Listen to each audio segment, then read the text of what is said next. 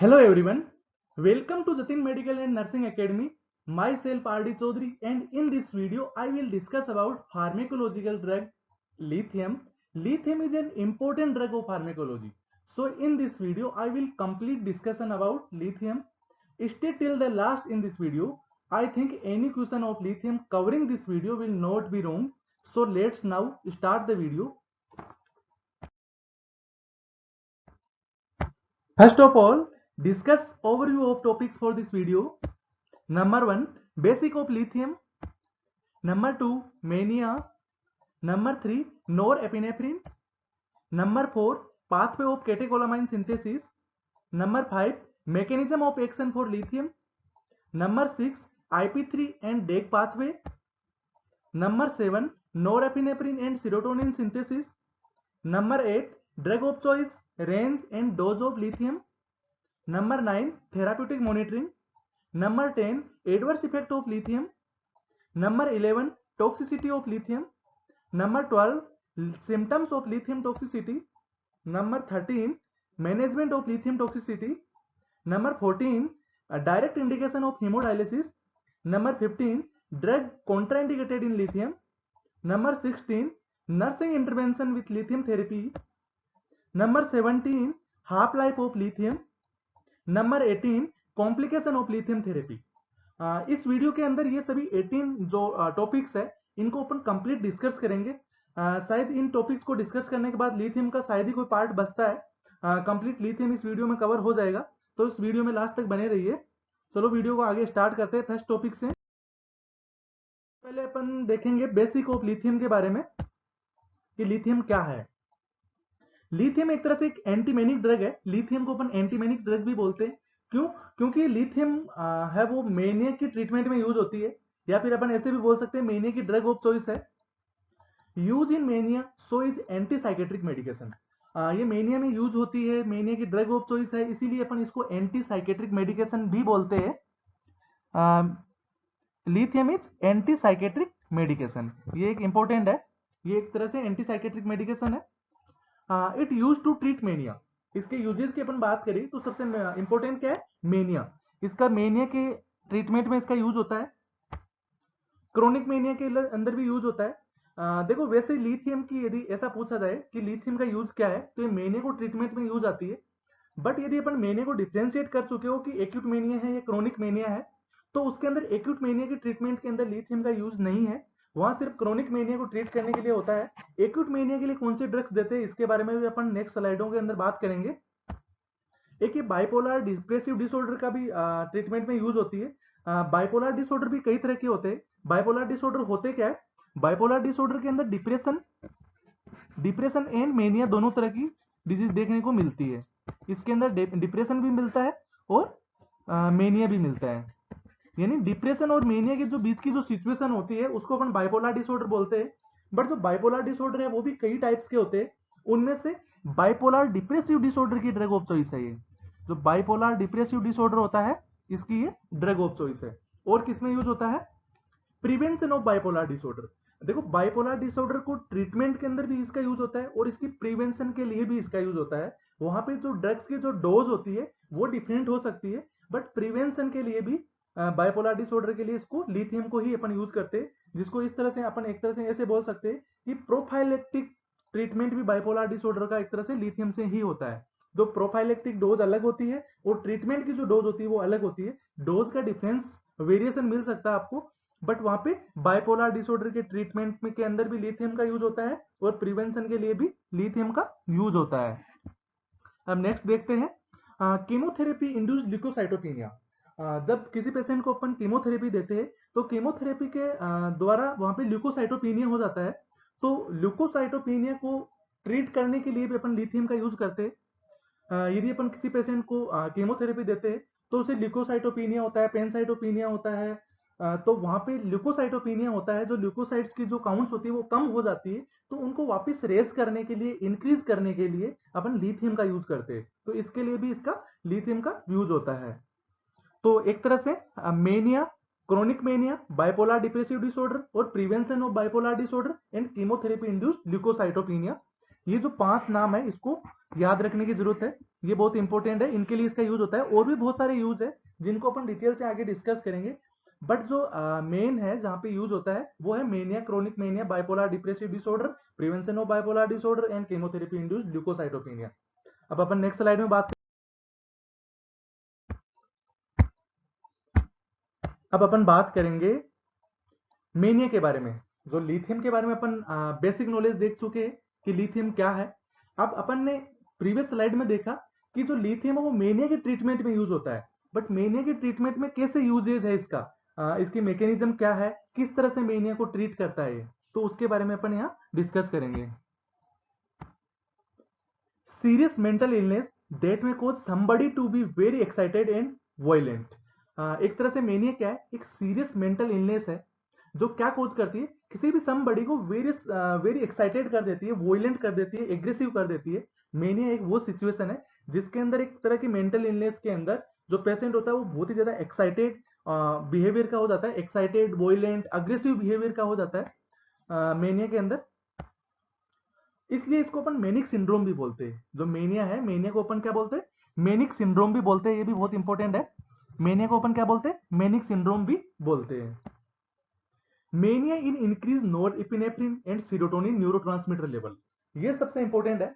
इसी से लिथियम की जो मैकेनिज्म है वो समझ में आएगी कि मेनिया के अंदर होता क्या है। मेनिया को अपन ने यहाँ पे क्यों पढ़ा, अपन पढ़ तो रहे लिथियम, बट फिर भी अपन मेनिया क्यों पढ़ रहे कि मेनिया में ऐसा क्या होता है जिसको अपन लिथियम से ट्रीट कर सकते हैं।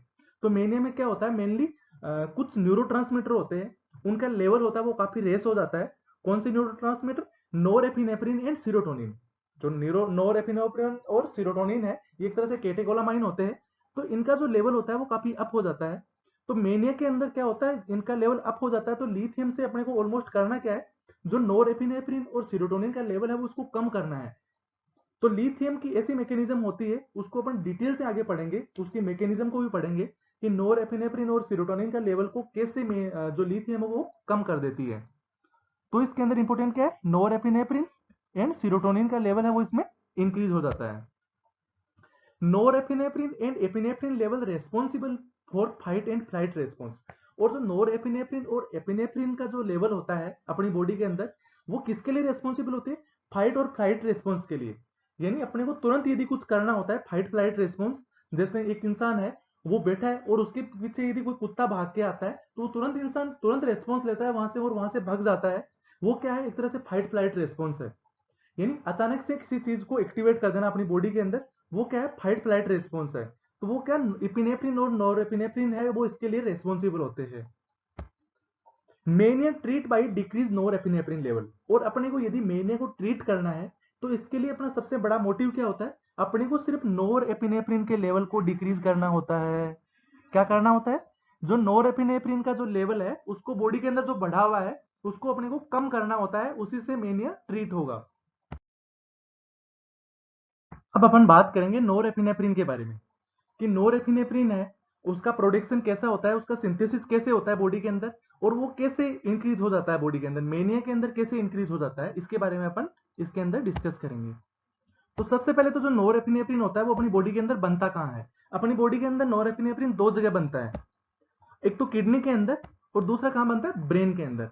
किडनी के अंदर कहाँ, किडनी के अंदर जब एड्रिनल ग्लैंड होती है, जो एक किडनी हो गया, एक सेकेंड, जो एक किडनी है, किडनी के अंदर बनता है, एक तो एक होता है ब्रेन के अंदर। जो किडनी के अंदर तो कहाँ बनता है, एड्रिनल ग्लैंड के अंदर।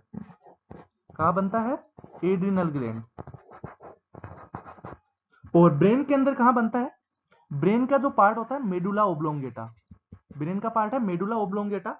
और जो एड्रिनल ग्लैंड है, एड्रिनल ग्लैंड के भी दो पार्ट होते हैं, एक तो होता है एड्रिनल कोर्टेक्स, एक होता है मेडुला। तो जो एड्रिनल ग्लैंड का जो मेडुला वाला पार्ट है, इसके अंदर किडनी के अंदर नॉरएपिनेफ्रिन का सिंथेसिस होता है। अब जो किडनी के अंदर एड्रिनल ग्लैंड के अंदर, और एड्रिनल ग्लैंड का भी जो पार्ट है एड्रिनल मेडुला, उस एड्रिनल मेडुला के अंदर भी किससे, क्रोमाफिन सेल से। जो एड्रिनल मेडुला है इसके अंदर क्रोमाफिन सेल होती है, और इस क्रोमाफिन सेल से क्या होता है, नॉरएपिनेफ्रिन का सिंथेसिस होता है। और ब्रेन के अंदर यदि बात करें तो ब्रेन के अंदर जो मेडुला ओब्लोंगेटा है, इसके अंदर कुछ स्मॉल नंबर ऑफ न्यूरॉन्स होते हैं, स्मॉल नंबर ऑफ न्यूरॉन्स होते हैं, उससे क्या होता है, नॉरएपिनेफ्रिन का सिंथेसिस होता है। अब जो दोनों जगह यदि अपन नोरेपिनेफ्रिन का जो सिंथेसिस होता है वो होता कैसे है? ये एक तरह से मेटाबॉलिक पाथवे के द्वारा होता है, यानी ब्रेन के अंदर भी और किडनी के अंदर भी दोनों जगह मेटाबॉलिक पाथवे के द्वारा नोरेपिनेफ्रिन का सिंथेसिस होता है। जो मेटाबॉलिक पाथवे कौन सा? जैसे कुछ एमाइनो एसिड्स होते हैं, कौन कौन से? एक तो फिनाइल एलानिन एंड एक होता है टायरोसिन। ये दो अमाइनो एसिड होते हैं, वो मेटाबॉलिक पाथवे के द्वारा सभी केटाकोलामाइन का सिंथेसिस करवाते हैं। और केटेकोलामाइन कौन कौन से? जैसे लिवोडोपा हो गया, डोपामीन हो गया, एडिनलिन हो गया, नोरेपिनेफ्रिन हो गया। यानी एडिनलिन और नोरेडिनलिन को अपन एपिनेफ्रिन और नोरेपिनेफ्रिन भी बोलते हैं। एडिनलिन का ही नाम एपिनेफ्रिन होता है और नोर एडिनलिन का ही नाम नोर एपिनेफ्रिन होता है। तो इन सभी केटेकोलामाइन का सिंथेसिस कैसे होता है? मेटाबॉलिक पाथवे के द्वारा होता है। और जो फिनाइल एलानिन है, जो फिनाइल एलानिन है और जो टायरोसिन है, इनके द्वारा ये मेटाबॉलिक पाथवे बनाते हैं और उसके द्वारा इनका सिंथेसिस होता है। कहाँ पे? किडनी के अंदर और ब्रेन के अंदर। शायद समझ में आ गया होगा। अब चलो नेक्स्ट स्लाइड पे चलते। अब पढ़ेंगे अपन पाथवे ऑफ केटेकोलामाइन सिंथेसिस। अब जो नोरेपिनेफ्रिन का जो सिंथेसिस होता है किडनी के अंदर और ब्रेन के अंदर, वो मेटाबॉलिक पाथवे के द्वारा होता है। बट अपन इस मेटाबॉलिक पाथवे को भी थोड़ा सा डिस्कस करते हैं, क्योंकि इसलिए अपने को लिथियम की जो मैकेनिज्म ऑफ एक्शन है वो तभी समझ में आएगा। इसको पढ़े बगैर वो लिथियम का जो मैकेनिज्म ऑफ एक्शन है वो कंप्लीट समझ में नहीं आएगा। तो जो पाथवे ऑफ केटेकोलामाइन सिंथेसिस कैसे होता है? जो अमाइनो एसिड होती है फिनाइल एलानिन, जो अपन प्रीवियस स्लाइड के अंदर देखा था, फिनाइल एलानिन एंड टायरोसिन, जो दोनों अमाइनो एसिड्स थी, उनसे कैसे सभी जो केटेकोलामाइन है उनका सिंथेसिस होता है, इसको अपन देखते हैं। तो सबसे पहले तो जो अमाइनो एसिड फिनाइल एलानिन है वो क्या करेगी? टायरोसिन में कन्वर्ट होती है। कैसे? जो अमाइनो एसिड फिनाइल एलानिन है, इसको जो फिनाइल एलानिन हाइड्रोक्सिलेज एंजाइम होता है, फिनाइल एलानिन हाइड्रोक्सिलेज, ये क्या करता है? जो अमाइनो एसिड फेनाइल एलानिन है, इसको क्या करवा देगा? टायरोसिन में कन्वर्ट करवा देगा। जो अमाइनो एसिड फिनाइल एलानिन है उसको फिनाइल एलानिन हाइड्रोक्सिलेज एंजाइम, ये फिनाइल एलानिन हाइड्रोक्सिलेज क्या है? एक तरह से एंजाइम है, एक तरह से क्या है? एंजाइम है। तो ये जो फिनाइल एलानिन हाइड्रोक्सिलेज एंजाइम है, ये टायरोसिन में कन्वर्ट कराएगा। और जो टायरोसिन है वो किस में कन्वर्ट हो जाएगी? लिवोडोपा के अंदर। जो टायरोक्सिन है उसको लिवोडोपा में कौन कन्वर्ट कराएगा? टायरोसिन हाइड्रोक्सिलेज, जिसको अपन टीएच भी बोलते हैं, टायरोसिन हाइड्रोक्सिलेज एंजाइम होता है, वो किस में कन्वर्ट कराएगा? लिवोडोपा में कन्वर्ट करवाएगा। इसके बाद जो लिवोडोपा है वो नोरेपिनेफ्रिन के अंदर कन्वर्ट होता है। इसको कौन कन्वर्ट करता है? जो डोपामिन बीटा हाइड्रोक्सिलेज एंजाइम होता है, जिसको अपन डीबीएच भी बोलते हैं, dopamine beta hydroxylase, dopamine beta hydroxylase DBH. और इसका एक दूसरा नाम है, वो होता है एस्कोर्बेट। एस्कोर्बेट काफी बार एग्जाम्स के अंदर भी पूछा गया है, एस्कोर्बेट। तो जो एस्कोर्बेट है ये क्या करता है? लिवोडोपा को चेंज कर देता है नोरेपिनेफ्रिन के अंदर। और जो नोरेपिनेफ्रिन है वो किसमें चेंज हो जाता है? एपिनेफ्रिन के अंदर। नोरेपिनेफ्रिन एपिनेफ्रिन का सिंथेसिस करवाता है। और ये किसके द्वारा करवाता है? फिनाइल थेनोलामाइन। जो फिनाइल थेलोनामाइन है ये क्या करवाता है? नोरेपिनेफ्रिन से एपिनेफ्रिन का सिंथेसिस करवाता है। ये भी एक तरह से क्या है? एंजाइम है। अब अपन बात करेंगे नेक्स्ट स्लाइड के अंदर मैकेनिज्म ऑफ एक्शन के बारे में। अब अपन ने सबसे पहले इसके अंदर लिथियम का जो बेसिक नॉलेज है वो देख लिया। इसके साथ ही साथ मेनिया को अपन ने देख लिया कि मेनिया में क्या होता है। इसके साथ ही साथ एपिनेफ्रिन के बारे में भी पढ़ लिया कि एपिनेफ्रिन का कैसे सिंथेसिस होता है। और इसकी जो पाथवे को भी अपन ने पढ़ लिया। अब जो लिथियम की जो मैकेनिज्म ऑफ एक्शन है उसको देखेंगे कि लिथियम की जो मैकेनिज्म है वो कौन सी जगह काम करती है, कि एपिनेफ्रिन को कहाँ पे ब्लॉक करती है और कहाँ पे इसको बढ़ाती है, जिसके कारण से जो मेनिया के अंदर एपिनेफ्रिन बढ़ जाता है। और यदि अपने को मैकेनिज्म ऑफ एक्शन इसलिए पढ़ेंगे क्योंकि लिथियम ऐसा क्या करती है जिसके कारण से एपिनेफ्रिन का लेवल कम भी हो जाता है। तो इसकी मैकेनिज्म ऑफ एक्शन देखते हैं। सबसे पहले देखते हैं, जैसे एक तरह से मैंने इसके अंदर एक स्ट्रक्चर ड्रॉ किया है। ये क्या है? एक तरह से सेल मेम्ब्रेन है। इसको अपन क्या मानेंगे? एक तरह से सेल मेम्ब्रेन है। इस सेल मेम्ब्रेन के पास क्या होता है? सेल मेम्ब्रेन के अंदर एक आईपी होता है। आईपी क्या होता है? इनोसिटोल मोनोफोस्फेटेज। जो इनोसिटोल मोनोफोस्फेटेज क्या है?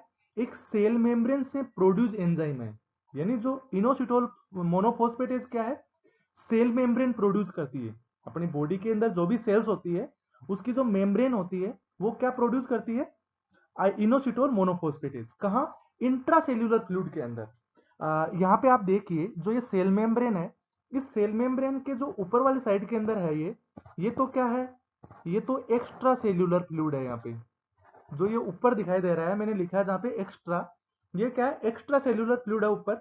और जो नीचे वाली साइड में है, जहाँ पे मैंने निशान लगाया, ये नीचे वाली साइड में ये क्या है, इंट्रासेल्यूलर फ्लूइड है। तो जो इनोसिटोल मोनोफॉस्फेटेज का प्रोडक्शन कहाँ होता है, जो सेल मेम्ब्रेन है वो इनोसिटोल मोनोफॉस्फेटेज का प्रोडक्शन करते हैं इंट्रासेल्यूलर फ्लूइड के अंदर। अब ये तो होगी सेल मेम्ब्रेन की नॉर्मल मैकेनिज्म है। जो इंट्रा इनोसिटोल मोनोफॉस्फेटेज है, सॉरी, इनोसिटोल मोनोफॉस्फेटेज क्या करता है, यहाँ से इनोसिटोल को फ्री करता है, यानी इनोसिटोल को रिलीव करता है। कहाँ पे, जो इंट्रासेल्यूलर फ्लूइड है वहीं पे। और जो इनोसिटोल है वो क्या करता है, वो अपनी सेल मेम्ब्रेन के अंदर जाता है वापस, और सेल मेम्ब्रेन में क्या करता है, वहां पे पीआईपी प्रोड्यूस करता है। पीआईपी क्या है, पी मीन्स फोस्फेटिडाइल, फोस्फेटिडाइल इनोसिटोल मोनोफॉस्फेटेज। पीआईपी की फुल फॉर्म होती है इनोसिटोल मोनोफॉस्फेटेज के साथ में क्या लगा देंगे यहाँ पर, फोस्फेटिडाइल। फोस्फेटिडाइल कैसे लिखेंगे, इसको इस तरह से मान के चलिए, जो ये यहाँ पे लिखा हुआ ना PiP2, तो यहाँ पे PiP की फुल फॉर्म नहीं लिखी हुई है वैसे, बट P का मतलब क्या हो गया, IP का मतलब तो होता है इनोसिटोल मोनोफॉस्फेटेज, और जो यहाँ पे P और लग गया तो इसको बोलेंगे फोस्फेटिडाइल इनोसिटोल मोनोफॉस्फेट। तो जो इनोसिटोल है वो PiP के अंदर कन्वर्ट हो जाता है, और जो PiP है वो वहीं पे सेल मेम्ब्रेन के अंदर क्या करती है, PiP2 के अंदर कन्वर्ट हो जाती है। और PiP2 क्या होता है, फोस्फेटिडाइल इनोसिटोल बाइफॉस्फेटेज। PiP तो क्या है, इसके अपन वन भी लगा सकते हैं, ये PiP लिखा हुआ है, इसको अपन वन भी लगा सकते हैं, यानी एक तरह से ये PiP1 है। और जो PiP1 है वो किस में कन्वर्ट हो जाती है, PiP2 के अंदर कन्वर्ट हो जाती है।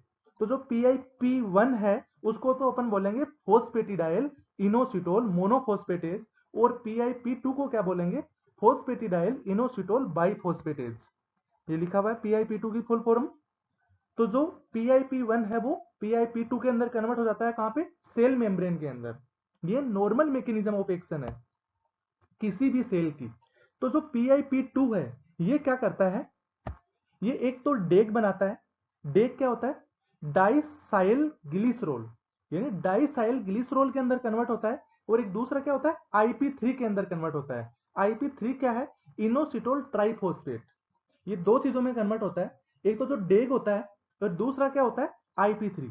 डेग मीन्स डाइसाइलिक ग्लिसरॉल, और जो डेग मीन्स डाइसाइलिक ग्लिसरॉल, और IP3 मीन्स इनोसिटोल ट्राइफॉस्फेटेज। तो इनके अंदर कन्वर्ट हो जाता है। और जो IP3 है ये तो क्या करता है, वापिस IP के अंदर कन्वर्ट हो जाता है, यानी IP बनाता है, इनोसिटोल मोनोफॉस्फेटेज बनाता है। जो इनोसिटोल ट्राइफॉस्फेटेज है वो इनोसिटोल मोनोफॉस्फेटेज के अंदर कन्वर्ट हो जाता है, और वापस रिसाइकलिंग हो जाती है इसकी। और जो IP है वो इनोसिटोल को फ्री कर देगा, और जो इनोसिटोल PiP1 में कन्वर्ट होगा, PiP1 है वो PiP2 के अंदर कन्वर्ट होगा, और वहां से डेग और IP3 रिलीज होगा, और वापस IP3 से IP के अंदर चेंज हो जाएगा। तो ये तो इसकी साइक्लिंग है। पर इसके साथ ही साथ जो DAG, जो डेग है, डेग और जो IP3 है वो क्या करते हैं, वो नोरेफिनेफ्रिन का प्रोडक्शन करवाते हैं आगे जाके, यानी एक तरह से ये इफेक्ट करते हैं। वो कैसे करेंगे इसको अपन नेक्स्ट स्लाइड में देखेंगे। बट यहां तक इसको जो नॉर्मल सेल की जो मैकेनिज्म ऑफ एक्शन है सेल मेम्ब्रेन की, उसके बारे में डिटेल से देखने वाली बात है कि जो मैकेनिज्म ऑफ एक्शन तभी समझ में आएगा लिथियम का, जिससे डेग और जो IP3 पाथवे यदि समझ में आएगा। तो ये क्या एक तरह से डेग और IP3 पाथवे है, जिसके अंदर जो डेग और IP3 बना है ये क्या करेगा, जाके वहां पे नोरेफिनेफ्रिन का प्रोडक्शन करवाएगा। अब अपन को समझने वाली बात है लिथियम कहाँ काम करती है। जो लिथियम होती है, जो IP3 से वापस इनोसिटोल मोनोफॉस्फेटेज बन रहा है, ये वाला इनोसिटोल मोनोफॉस्फेटेज बन रहा है, इसको इनोसिटोल में कन्वर्ट नहीं होने देता है। यहां से लिथियम क्या करेगा, यहां से इसको ब्लॉक कर देगा। लिथियम क्या करेगा, IP को इनोसिटोल में कन्वर्ट नहीं होने देगा, जिसके कारण से इसकी जो रिसाइकलिंग है वो यहीं पे रुक जाएगी। और जैसे ही रिसाइकलिंग क्लोज होगी तो यहां से इनोसिटोल फ्री नहीं मिलेगा इसको, तो जिसके कारण से IP1 नहीं बनेगा, और IP1 नहीं बनेगा तो PiP2 नहीं बन पाएगा, और PiP2 नहीं बन पाएगा तो डेग और IP3 का जो ऑलमोस्ट लेवल है वो कम हो जाएगा। और जब IP3 कम होगा और जो डेग कम होगा तो इसका इफेक्ट है वो दूसरी जगह जहां सेकेंड मैसेंजर पे काम नहीं कर पाएगा। और जो वहां पे सेकेंड मैसेंजर क्या है, जो IP3 और डेग क्या है, सेकेंड मैसेंजर है। क्यों है, एक साइकिल के बाद ये दूसरी जगह जाके भी कुछ काम करते हैं, इसलिए इनको अपन सेकेंड मैसेंजर बोलते हैं। तो ये सेकेंड मैसेंजर का काम करने के लिए ऑलमोस्ट इनका लेवल कम हो जाएगा। तो लिथियम क्या करती है, जो इनोसिटोल मोनोफॉस्फेटेज है इसको इनोसिटोल में कन्वर्ट नहीं होने देती है, यहां से ये ब्लॉक करती है। तो एक तो मैकेनिज्म ऑफ एक्शन इसकी होती है यहाँ पे, एक दूसरी मैकेनिज्म ऑफ एक्शन भी होती है, उसको भी अपन नेक्स्ट स्लाइड के अंदर पढ़ेंगे। इससे पहले थोड़ा सा इसमें और देखते हैं। जो आईपी है वो क्या है, सेल मेम्ब्रेन का कंपोनेंट है।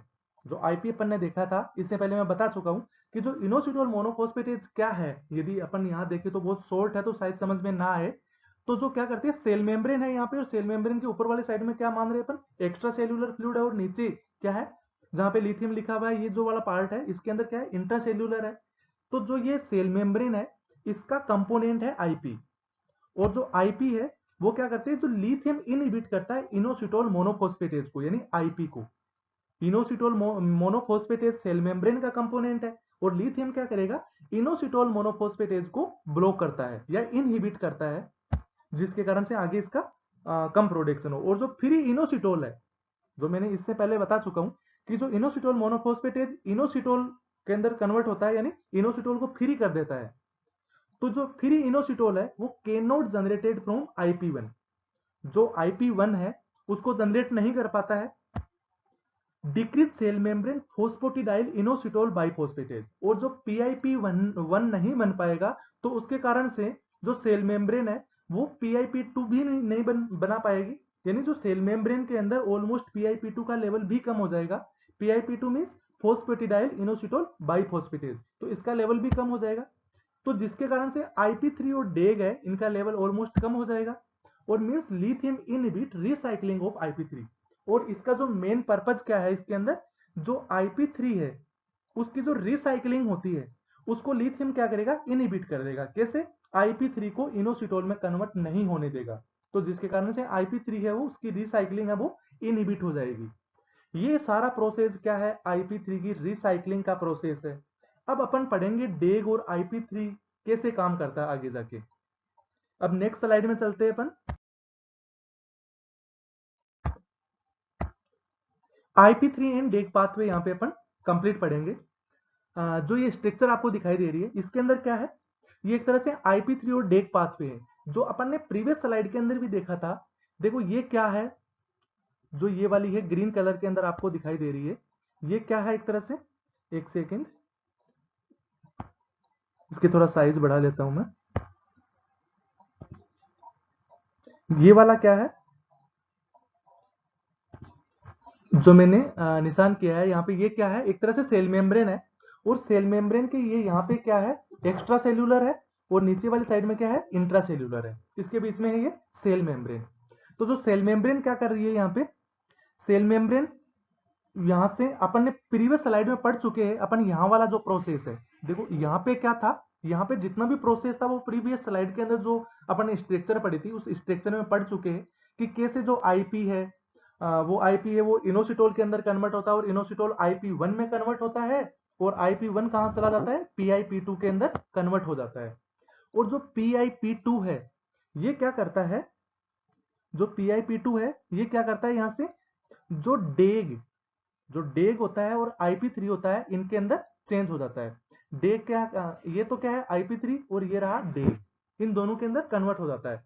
और जो IP3 तो क्या करता है, जो IP3 एक तो रिसाइकलिंग प्रोसेस करवाता है, और एक IP3 और डेग ये क्या करते हैं, जो IP3 जो कैल्शियम चैनल होते हैं कहां पे, एंडोप्लाज्मिक रेटिकुलम के अंदर। जो एंडोप्लाज्मिक रेटिकुलम होती है जो कहां पे होती है, जो इंट्रासेल्यूलर फ्लूइड होता है, इंट्रासेल्यूलर फ्लूइड के अंदर क्या पाई जाती है, एंडोप्लाज्मिक रेटिकुलम। देखो यहाँ पे ये क्या है, एंडोप्लाज्मिक रेटिकुलम है, ये एंडोप्लाज्मिक रेटिकुलम। और एंडोप्लाज्मिक रेटिकुलम पे क्या होते हैं, कैल्शियम के चैनल्स होते हैं। ये क्या है, कैल्शियम का चैनल्स है। किसी भी सेल की जो इंट्रासेल्यूलर फ्लूइड के अंदर एंडोप्लाज्मिक रेटिकुलम पाई जाती है, और एंडोप्लाज्मिक रेटिकुलम के ऊपर कैल्शियम के चैनल्स होते हैं।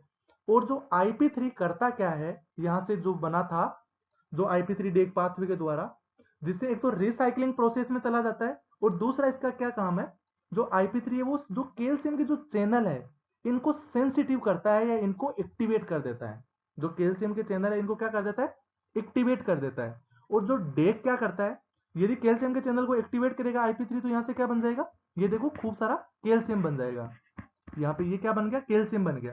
और जो डेक क्या करेगा, जो कैल्शियम है कैल्शियम से क्या करेगा, जो प्रोटीन काइनेज सी के अंदर इसको कन्वर्ट करवाएगा, यानी प्रोटीन काइनेज सी बन जाएगा यहाँ पे।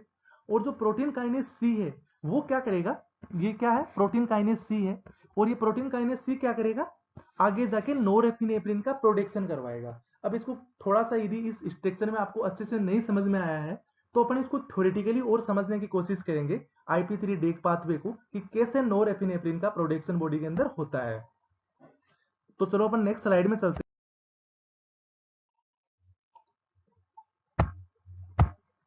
इसके अंदर देखेंगे जो नोरेपिनेफ्रिन और सीरोटोनिन का सिंथेसिस होता कैसे है, जो मेन इस स्लाइड के अंदर आपको समझ में आएगा। देखो डेग और IP3 आर सेकंड मैसेंजर। अपन ने इससे 2 स्लाइड पहले अपन ने पढ़ा था कि कैसे देखो आईपी बना, आईपी से इनोसिटोल बना, इनोसिटोल से क्या बना, IP1 बन रहा है, और IP1 से क्या बन रहा है, PIP2 बन रहा है, और वहां से डेग और IP3 बन रहा है। ये अपने को समझ में आ गया था। अब जो डेग और IP3 क्या है, एक तरह से सेकंड मैसेंजर है। तो एक बार रिसाइकलिंग का प्रोसेस इन्होंने करवा चुके, तो रिसाइकलिंग के अंदर फर्स्ट मैसेंजर का इनका काम हो चुका है। और सेकंड मैसेंजर का काम क्या है, वापस ये जाते हैं कहाँ पे, जो इंट्रासेल्यूलर फ्लूइड है वहां पे जाके क्या करवाएंगे, जो एंडोथेलियम रेटिकुलम है वहां पे जो कैल्शियम के चैनल होते हैं उनको एक्टिवेट करवाएगा IP3 तो। और डेग क्या करेगा, प्रोटीन काइनेज सी का सिंथेसिस करवाएगा, किसके द्वारा, कैल्शियम के साथ मिलके। जो IP3 है वो कैल्शियम का प्रोडक्शन करवा रहा है, और IP3 से जो कैल्शियम बन रहा है, कैल्शियम का जो प्रोडक्शन हो रहा है उस कैल्शियम की हेल्प से ही डेग वहां पे प्रोटीन काइनेज सी का प्रोडक्शन करवाता है। अब इसको अपन थ्योरेटिकली यहां समझेंगे, यहां से जरूर आपको समझ में आएगा। जो डेग और IP3 है ये क्या करेगा, सबसे पहले अपन देखेंगे IP3 को। देखो यहाँ पे क्या है, इधर तो क्या पढ़ेंगे अपन, IP3, और इधर क्या पढ़ेंगे अपन, डेग। यहाँ पे पढ़ेंगे अपन डेग। जो IP3 और डेग है इनको अपन देखते हैं। तो सबसे पहले जो IP3 है ये क्या करेगा, बाइंड हो जाएगा कैल्शियम चैनल रिसेप्टर के साथ। कहां पे, on endoplasmic reticulum in cytosol. जो इंट्रासेल्यूलर फ्लूइड के अंदर कहां पे, जो साइटोसोल के अंदर। साइटोसोल कहां है, जो अपनी सेल होती है, सेल का जो फ्लूइड होता है उसी को अपन साइटोसोल बोलते हैं। जो साइटोसोल के अंदर एंडोप्लाज्मिक रेटिकुलम के अंदर उसके ऊपर जो कैल्शियम के चैनल रिसेप्टर होते हैं उनके ऊपर क्या हो जाएगा, बाइंड हो जाएगा IP3। और यदि मसल्स की सेल है तो वहां पे क्या होगा, सार्कोप्लाज्मिक रेटिकुलम पाया जाता है। जो नॉर्मल अदर सेल्स होती है उनके ऊपर तो क्या पाया जाएगा, एंडोप्लाज्मिक रेटिकुलम। और यदि मसल सेल है तो वहां क्या पाया जाएगा, सार्कोप्लाज्मिक रेटिकुलम। तो जो मसल सेल होगी तो वहां पे भी जाके क्या करेगा, सार्कोप्लाज्मिक रेटिकुलम के ऊपर जो कैल्शियम चैनल के रिसेप्टर होंगे वहां पर जाके IP3 बाइंड हो जाएगा। यहां तक समझ में आया। अब अपन बात करेंगे, और वहां पे बाइंड होने के बाद क्या करवाएगा ये, allow release of calcium from endoplasmic reticulum lumen. जो एंडोप्लाज्मिक रेटिकुलम है उससे क्या करवाएगा, IP3 यदि कैल्शियम चैनल रिसेप्टर के ऊपर बाइंड हो गया तो बाइंड होते ही वहां के उस रिसेप्टर का जो चैनल है उसको ओपन कर देगा। और ओपन होने से वहां से खूब सारा कैल्शियम रिलीज होने लग जाएगा। वहां से क्या हो जाने लग जाएगा, कैल्शियम रिलीज होने लग जाएगा। और जब वहां से कैल्शियम रिलीज होगा तो calcium is one type of second messenger. जैसे डेग और IP3 सेकंड मैसेंजर है उसी तरीके से कैल्शियम भी एक इंपॉर्टेंट सेकंड मैसेंजर है। यानी अपनी बॉडी का सबसे इंपॉर्टेंट सेकंड मैसेंजर की अपन बात करें तो वो कैल्शियम ही है। और कैल्शियम अपनी बॉडी के अंदर कुछ इंपॉर्टेंट फंक्शंस के लिए रिस्पॉन्सिबल होता है। जैसे मसल्स कॉन्ट्रेक्शन, अपनी बॉडी के अंदर जितनी भी मसल्स है उनका कॉन्ट्रेक्शन के लिए रिस्पॉन्सिबल कौन होता है, कैल्शियम होता है।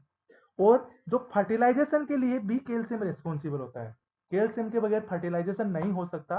क्यों नहीं हो सकता, जो स्पर्म और ओवम होता है, जो उनकी मोटिलिटी होती है उस मोटिलिटी को कौन बढ़ाता है, कैल्शियम उसकी मोटिलिटी को इंक्रीज करता है।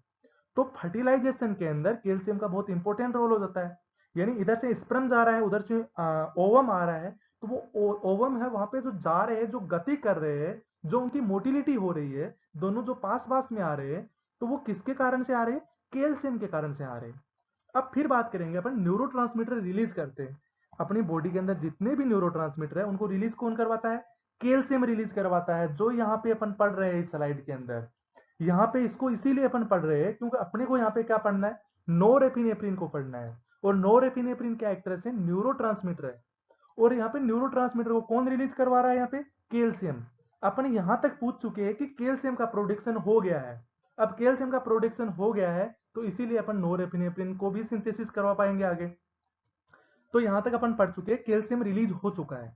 अब यहाँ पे कैल्शियम रिलीज हो गया, अब अपन पढ़ेंगे डेग के बारे में, क्योंकि IP3 के बारे में तो अपन पढ़ चुके हैं। और IP3 क्या करवा चुका है? कैल्शियम का प्रोडक्शन करवा चुका है। अब जो डेग है ये क्या करवाएगा? डेग with help of calcium release from endoplasmic reticulum.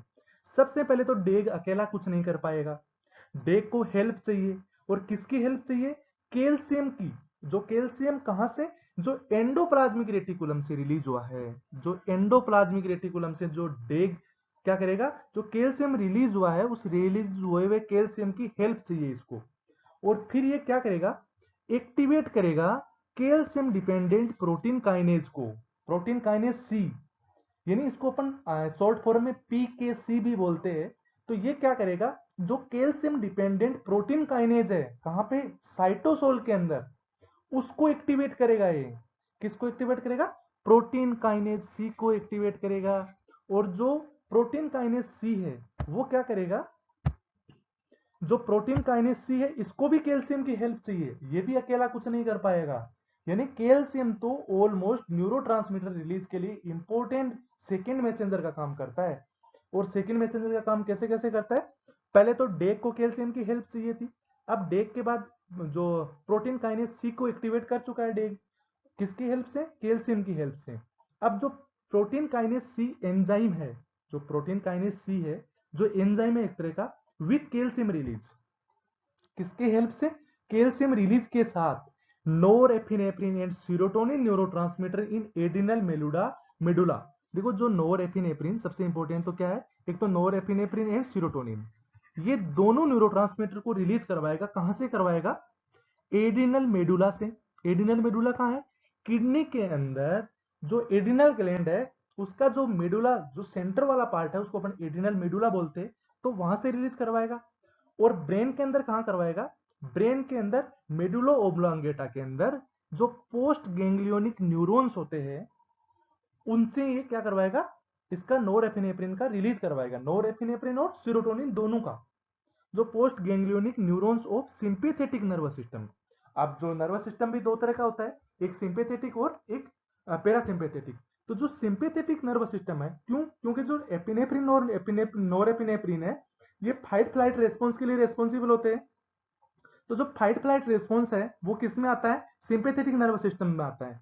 तो जो सिंपैथेटिक नर्वस सिस्टम के अंदर जो पोस्ट गैंग्लियोनिक न्यूरॉन्स होते हैं कहां पे? मेडुलो ओब्लोंगेटा के अंदर। तो वहां से क्या करवाएगा? न्यूरोट्रांसमीटर कौन सा? Epinephrine, sorry norepinephrine and serotonin का रिलीज करवाएगा। अब अपन इस कंप्लीट प्रोसेस के द्वारा नोरेपिनेफ्रिन कैसे रिलीज होता है उसको अपन डिस्कस कर चुके हैं। इसको एक बार फिर मैं आपको रिपीट करवाता हूं। सबसे पहले क्या हुआ? जो मेनिया के अंदर देखा अपन ने लिथियम की मैकेनिज्म ऑफ एक्शन को पढ़ने के लिए यहाँ पे क्या किया था अपन ने? इससे पहले अपन एक चीज और देखते हैं। देखो norepinephrine synthesis from amino acid tyrosine bye series of enzymatic step. जो नोरेपिनेफ्रिन का जो सिंथेसिस हुआ है वो हुआ कैसे है?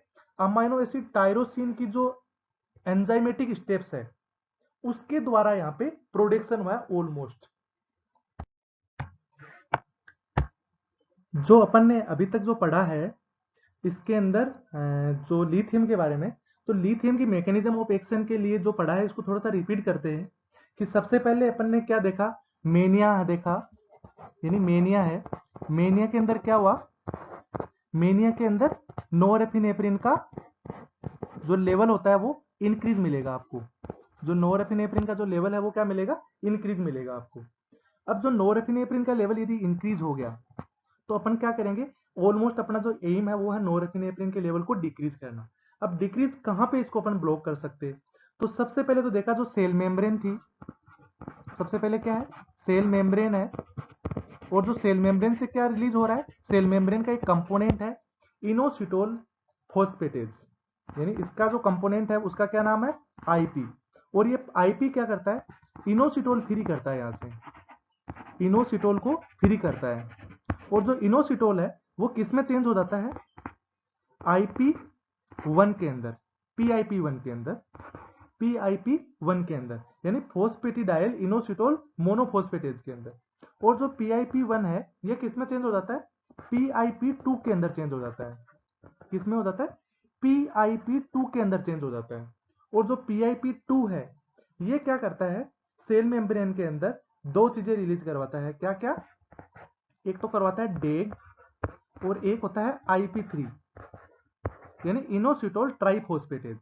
जो इनोसिटोल ट्राइफॉस्फेटेज, जो डेग है ये क्या करवाएगा, ये और जो IP3 है ये दोनों जाके आके नोरेफिनेफ्रिन रिलीज करवाने के लिए रेस्पॉन्सिबल होते हैं। एक तरह से ये क्या होते हैं, सेकंड मैसेंजर है, एक तरह से सेकंड मैसेंजर है। और जो IP3 है ये क्या करवाता है, वापिस IP के अंदर चेंज हो जाता है और ये क्या करवाएगा, एक तरह से रिसाइकलिंग करवाता है, रिसाइकलिंग करवाने के लिए रेस्पॉन्सिबल होता है अपनी जो सेल मेम्ब्रेन के अंदर। और ये दोनों डेग और जो IP3 है, कौन से, जो डेग और IP3 है ये आगे जाके सेकंड मैसेंजर का काम करते हैं। कहां पे, ये यहां से जाएंगे और जाके क्या करवाएंगे, अपने जो साइटोसोल होता है ये जाएंगे कहां पे, साइटोसोल के अंदर। सबसे पहले तो एक्शन कहां होगी, साइटोसोल के अंदर। साइटोसोल में कहा, एंडोप्लाज्मिक रेटिकुलम, एंडोप्लाज्मिक रेटिकुलम, इसके अंदर एंडोप्लाज्मिक रेटिकुलम पे होता है कैल्शियम के रिसेप्टर, कैल्शियम के रिसेप्टर होते हैं। और जो कैल्शियम के रिसेप्टर पे क्या करेगा, कैल्शियम के रिसेप्टर पे जो IP3 है वो बाइंड हो जाएगा। और जब जैसे ही IP3 बाइंड होगा तो यहां से कैल्शियम है वो रिलीज होने लग जाएगा, यहां से कैल्शियम रिलीज हो गया। और जो डेग है ये डेग क्या करेगा, कैल्शियम की हेल्प के साथ, कैल्शियम की हेल्प के साथ ये क्या करवाएगा, यहां से ये प्रोटीन काइनेज सी रिलीज करवाएगा, यानी प्रोटीन काइनेज सी जिसको अपन पीकेसी बोलते हैं, ये protein kinase C enzyme release करवाएगा। और जो प्रोटीन काइनेज सी एंजाइम है ये भी अकेला कुछ नहीं कर पाता, इसको भी कैल्शियम की हेल्प चाहिए।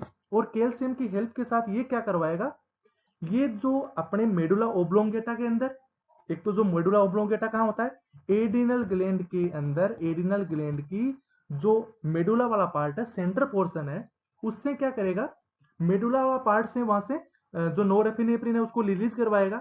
और साथ ही साथ ब्रेन के अंदर, मेडुला ओब्लोंगेटा के अंदर जो पोस्ट गैंग्लियोनिक रिसेप्टर है, जो पोस्ट गैंग्लियोनिक रिसेप्टर है किसके, सिंपैथेटिक सिस्टम के, वहां से नोरेफिनेफ्रिन का प्रोडक्शन करवाएगा या सिंथेसिस करवाएगा। ये अपने को समझ चुके हैं। अब अपन आगे नेक्स्ट स्लाइड के अंदर चलते हैं। सबसे पहले देखते हैं lithium produce affect in 7 days. जो लिथियम का जो अफेक्ट आता है अपनी बॉडी के अंदर, उस अफेक्ट को आने में 7 डेज का टाइम लग जाता है। बहुत इंपॉर्टेंट है कि आज अपन ने यदि किसी पेशेंट को लिथियम दी है तो वो 7 दिन बाद बॉडी के अंदर अफेक्ट करेगी। ये बहुत इंपॉर्टेंट चीज है। जो इसी के अकॉर्डिंग अपन देखा था कि जो लिथियम से एक्यूट मेनिया का ट्रीटमेंट नहीं हो सकता है। क्यों नहीं हो सकता है, क्योंकि जो एक्यूट मेनिया, जो मेनिया तो आज है उसको तो 7 दिन बाद ये ड्रग्स काम करेगी, तो एक्यूट मेनिया के अंदर ये ट्रीट नहीं करती है।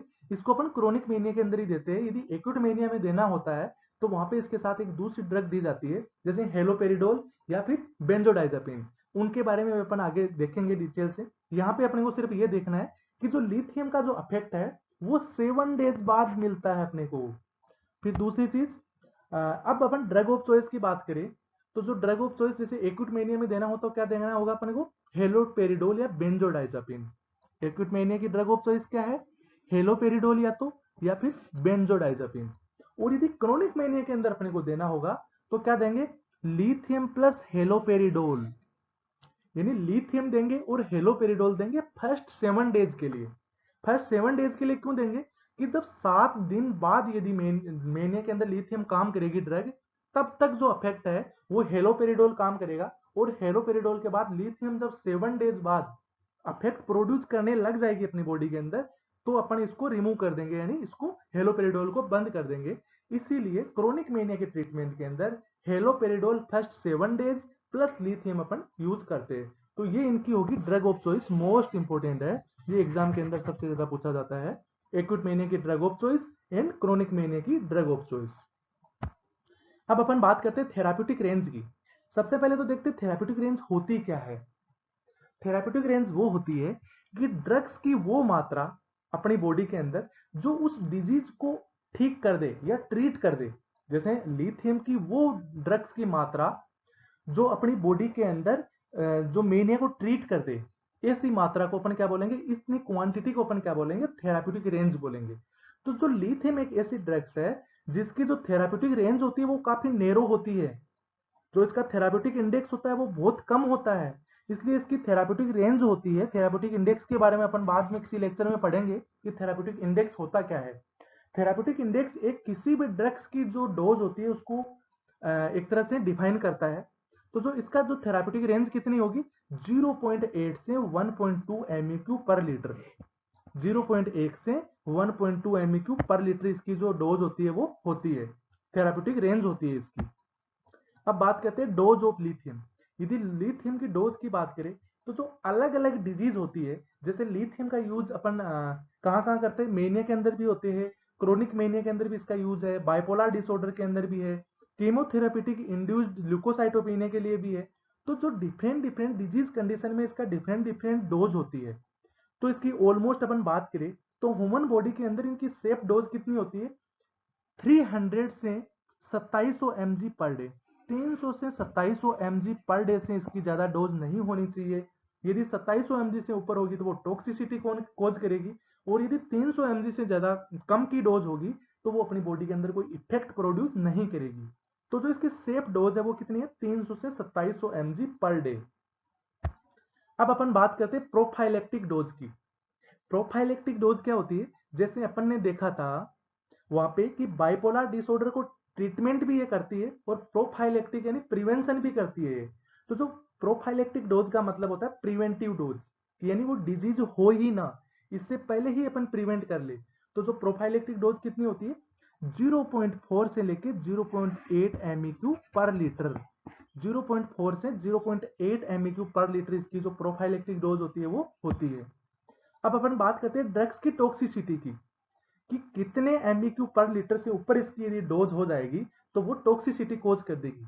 तो अपने ब्लड के अंदर, ह्यूमन बॉडी के ब्लड के अंदर 1.5 MEQ पर लीटर से ऊपर इसकी यदि डोज होगी तो वो क्या करवाएगी, ड्रग्स की टॉक्सिसिटी कोज करवाएगी।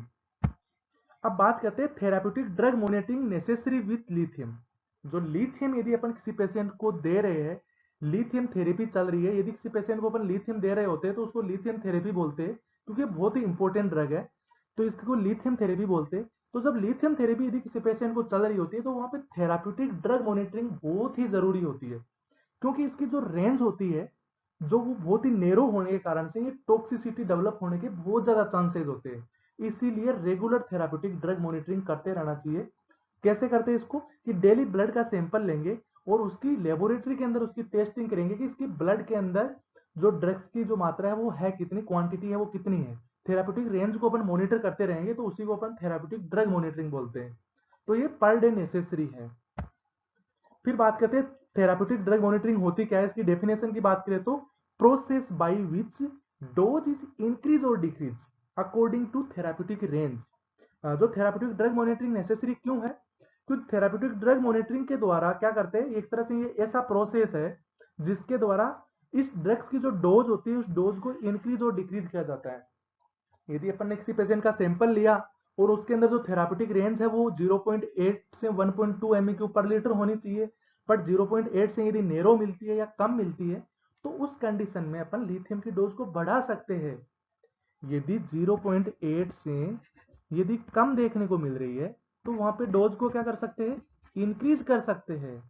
और यदि 1.2 से अबोव है, जो थेराप्यूटिक रेंज है वो 1.2 MEQ पर लीटर से अबोव है, तो उस कंडीशन में अपन डोज को डिक्रीज कर सकते हैं।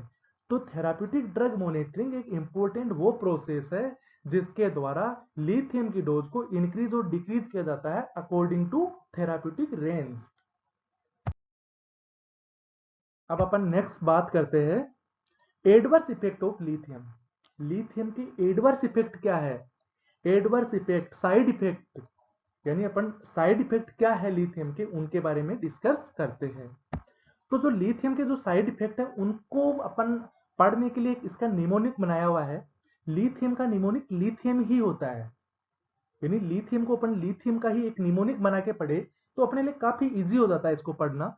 L means leukocyte, I means increase, यानी एल आई का मतलब क्या हो गया, leukocyte increase. T means tremors, H means hypothyroidism, I means increase, U means urine, यानी आई और यू का मतलब क्या हो गया, इंक्रीज यूरिन हो गया यहाँ पे। फिर बात करते हैं M, M means mothers in contraindicated, यानी एक तरह से टेट्रोजेनिक ड्रग है तो मदर्स के अंदर नहीं देते, यानी प्रेग्नेंट मदर के अंदर इसको नहीं देते।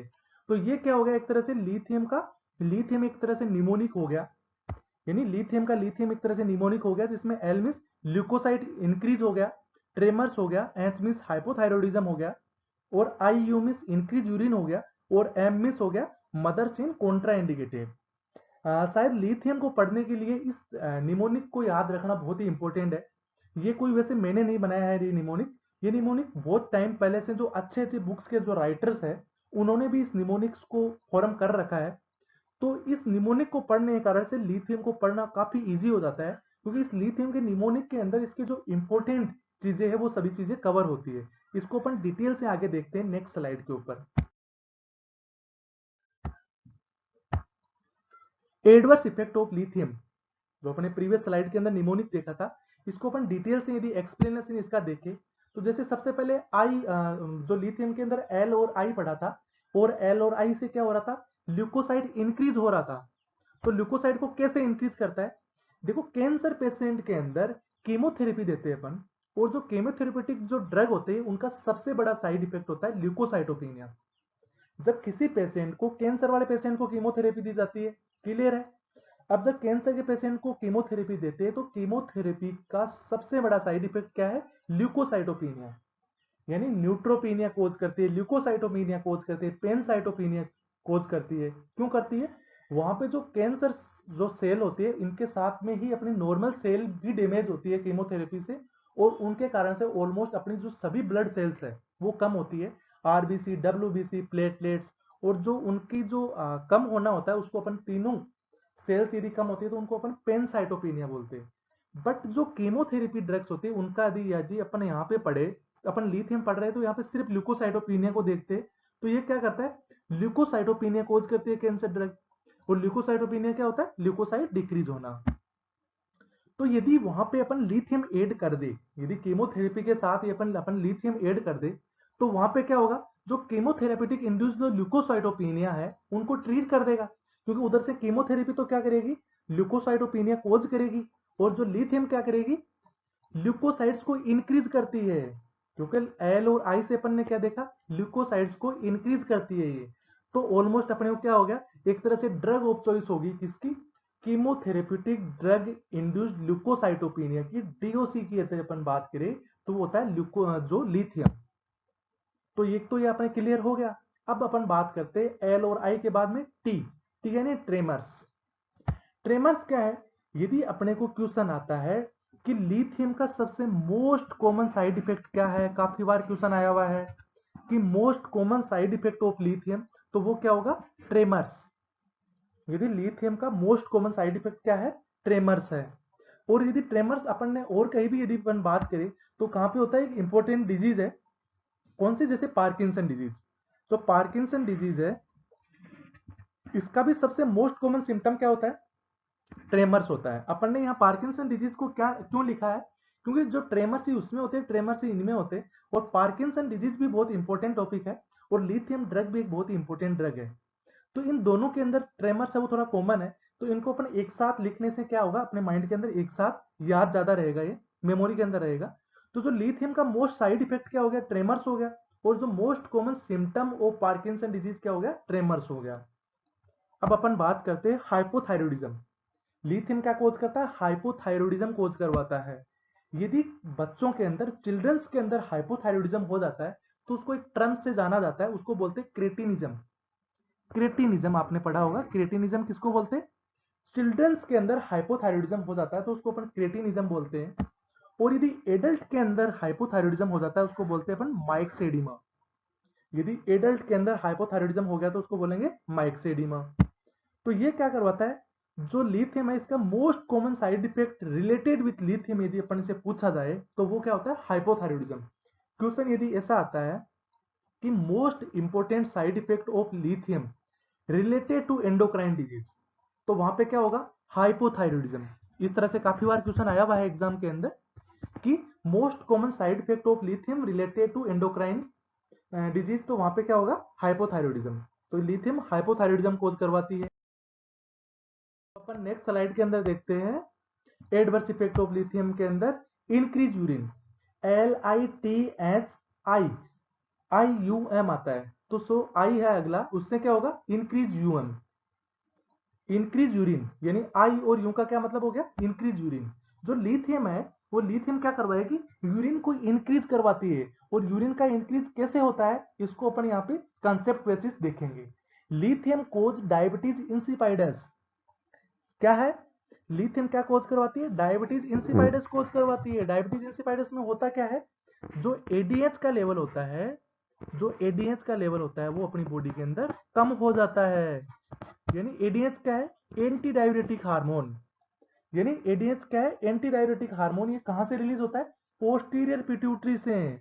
ये पोस्टीरियर पिट्यूटरी से एडीएच रिलीज होता है और वो अपनी क्या करवाएगा, एंटी डायबिटिक यानी यूरिन के रीअब्जॉर्प्शन को बढ़ाता है, अपनी बॉडी के अंदर फ्लूइड के रिटेंशन को बढ़ाता है, यूरिन का जो वॉल्यूम है उसको कम करता है।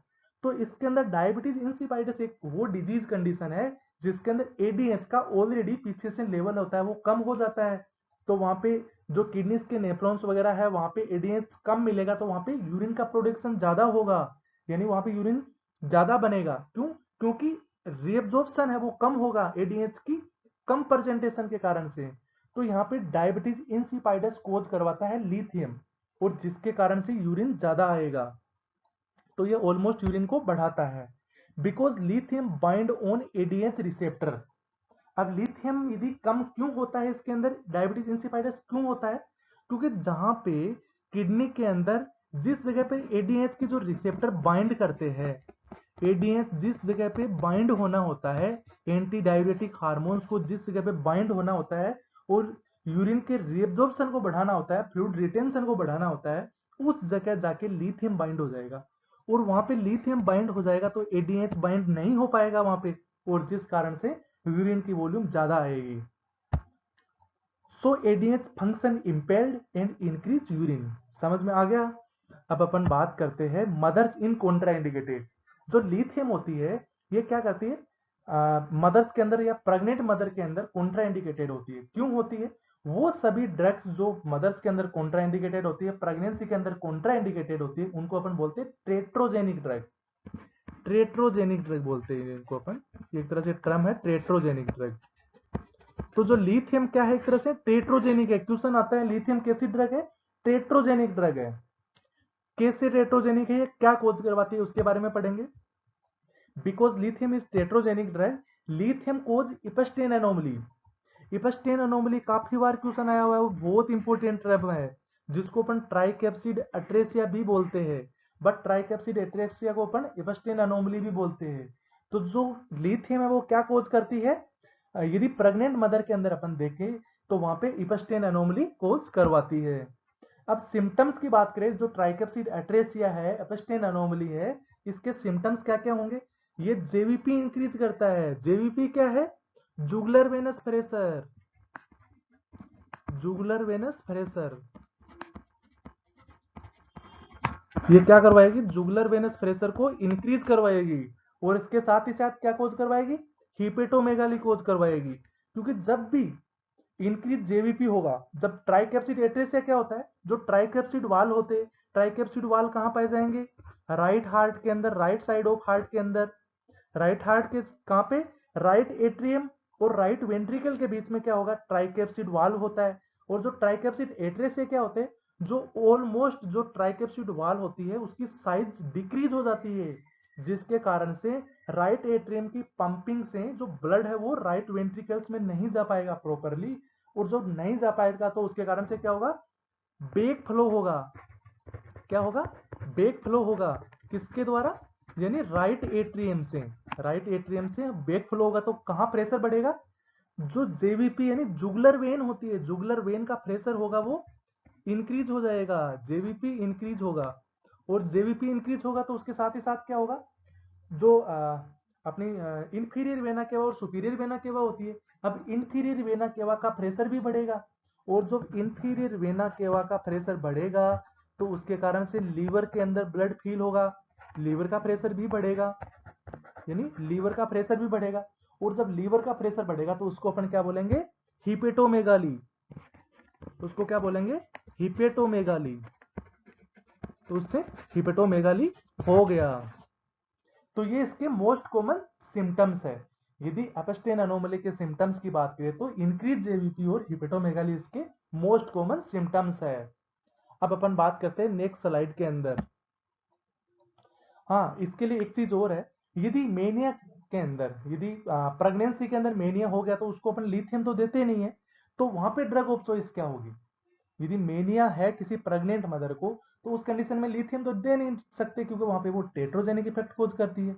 तो वहां पे यदि अपने को देना होगा तो वहां पे अपन क्या देंगे, एटिपिकल एंड साइकोटिक ड्रग देंगे, एटिपिकल एंटी साइकोटिक ड्रग देंगे। कौन सी ड्रग्स देंगे, एटिपिकल एंटी साइकोटिक्स, जो नीचे नीचे की लाइन में दिखाई दे रही है आपको, जो ये रफ वर्क के कारण से थोड़ा सही साफ नहीं दिखाई दे रही होगी।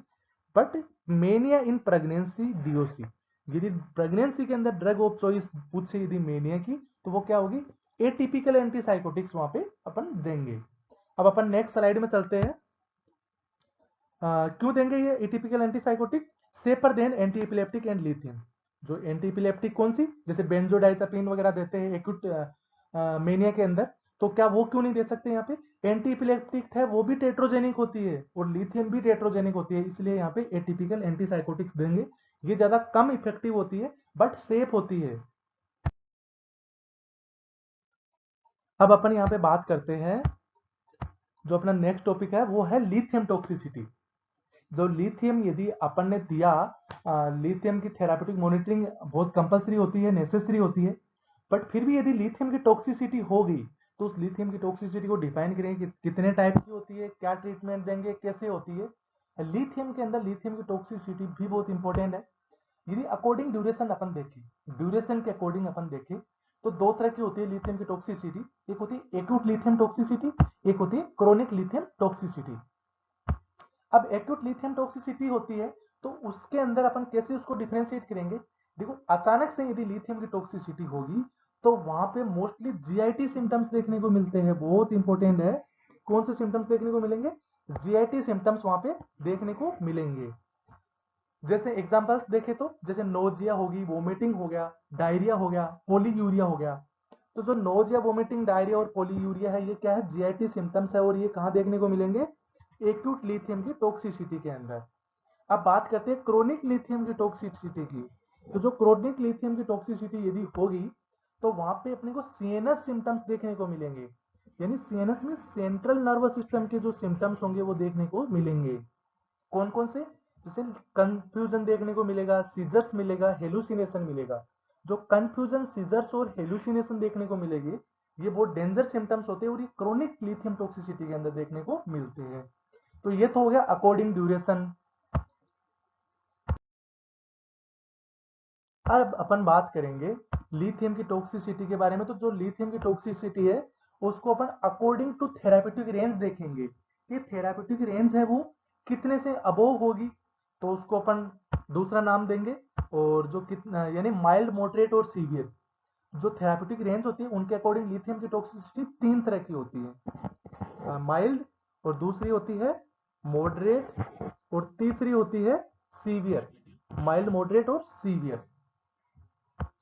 अब जो माइल्ड होती है, माइल्ड के अंदर तो कितना देखेंगे, देखो ऑलमोस्ट वैसे लिथियम की टॉक्सिसिटी कितने से अबव होगी, जो इसके थेरापेटिक रेंज होती है 0.8 से 1.2, और प्रोफाइलेक्टिक रेंज कितनी होती है 0.4 से 0.8, और जो थेरापेटिक रेंज कितनी होती है 0.8 से 1.2, ये इसकी थेरापेटिक रेंज होती है।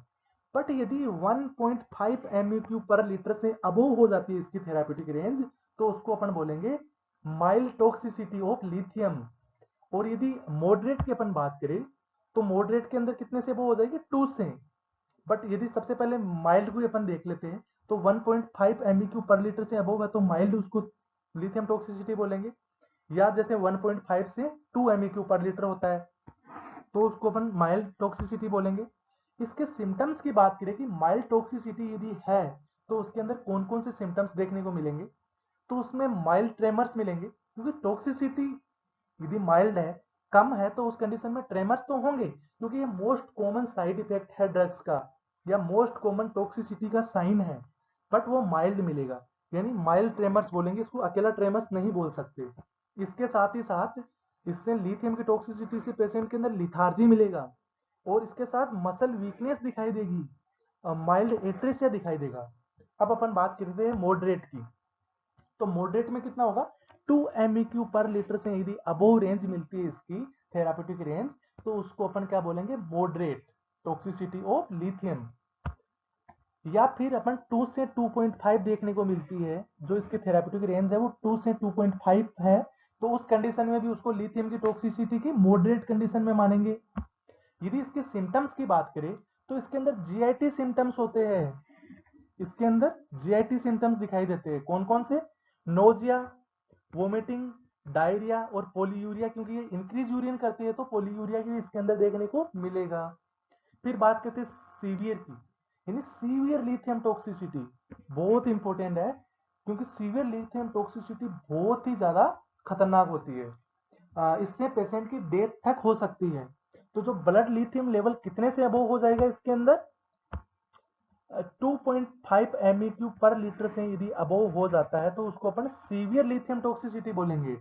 या फिर 2.5 से 3 हो जाए या फिर इससे अबव हो जाए तो उसको अपन क्या बोलेंगे, सीवियर लिथियम टॉक्सिसिटी। यदि इसके सिम्टम्स की बात करें तो GTCS की फुल फॉर्म क्या होती है,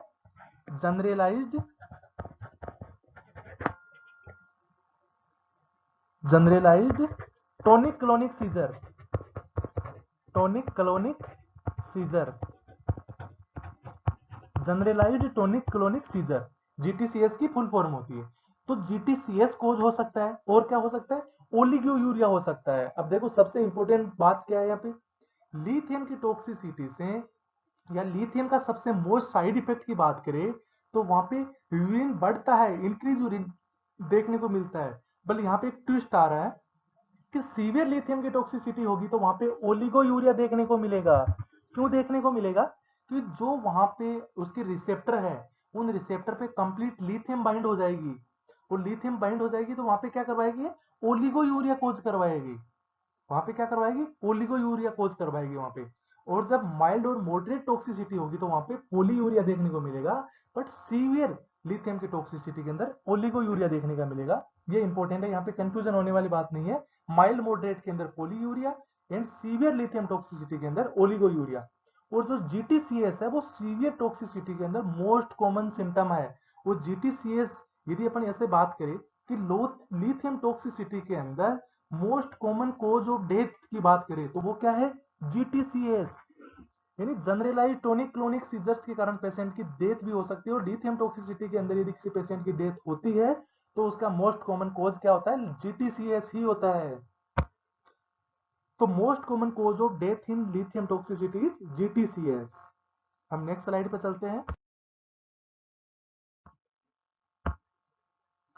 सिम्टम्स ऑफ लिथियम टॉक्सिसिटी, यदि किसी के अंदर लिथियम की टॉक्सिसिटी हो जाती है तो उसके सिम्टम्स कौन कौन से होंगे, इसके सिम्टम्स की बात करेंगे।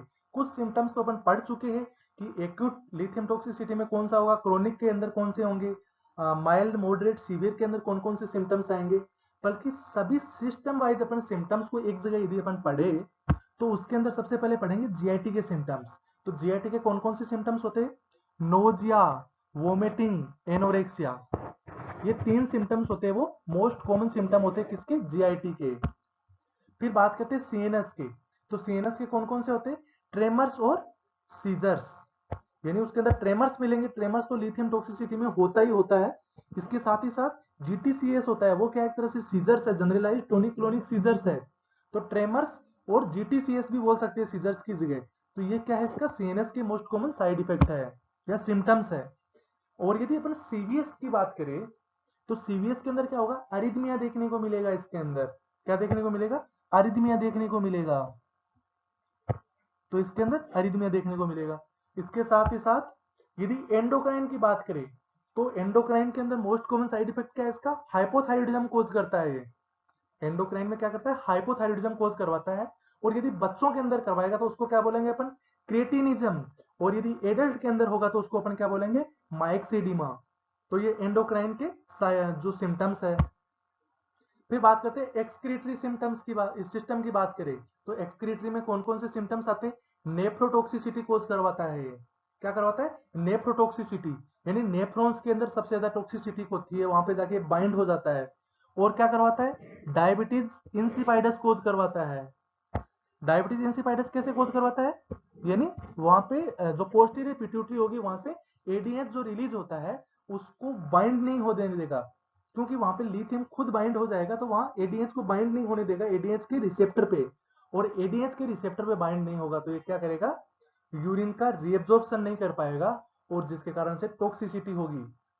और ये भी एक तरह से सिम्टम्स है। एक क्या होगा, हेमरेजिक नेफ्राइटिस इसके अंदर देखने को मिलेगा।